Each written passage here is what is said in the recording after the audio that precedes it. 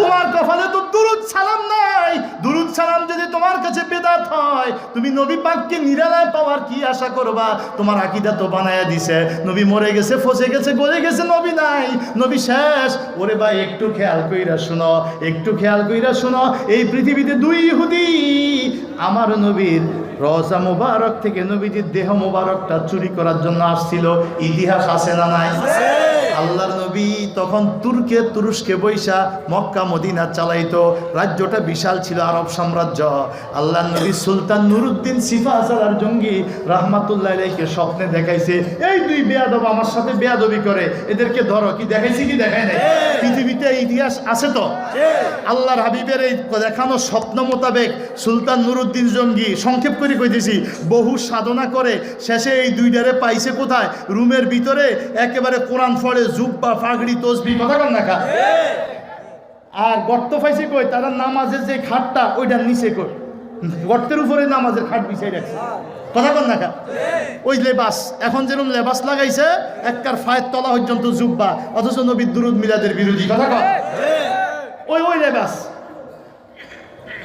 তো ইহুদিরা পর্যন্ত জানে যে নবীজি রওজা শরীফে অক্ষত অবিকৃত জিন্দা।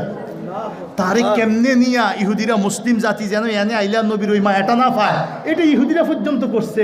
ইহুদিরা জানে নবী জিন্দা, এই জন্য এই কাজ করছে। আর আমরা মুসলমানের শায়েক অমুক ডক্টর শায়েক, আর সেই ব্যাককলে ইহুদিরা আল্লাহ যে জ্ঞানটা দিছে রসুলের ব্যাপারে, এই ব্যাককলের এইটাও নাই। এখন নবী মরে গেলে শেষ, নবী শেষ।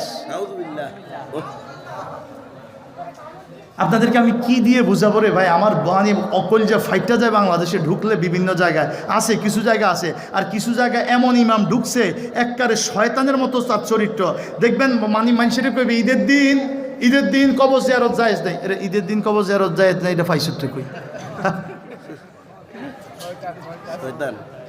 বরং ঈদের দিনটা হইল বাকি এক মাসের আজকে যাজা পাওয়ার দিন, কথা কন না।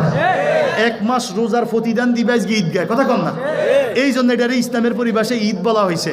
তো এক মাসে আমি যা কিছু করছি যাজা পাওয়ার আগে আব্বার জন্য ক্ষমা চাওয়া বা ঈদগাহ থেকে আইসা আব্বার জন্য চাওয়া, এটা আমার নৈতিক দায়িত্ব কিনা?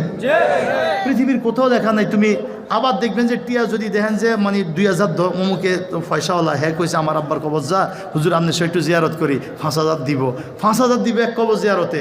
এরকম একটা ধারণা যদি থাকে তো দেখবেন যে লাফাই করে জিয়ারত শুরু করে। কষ্ট পাইছেন?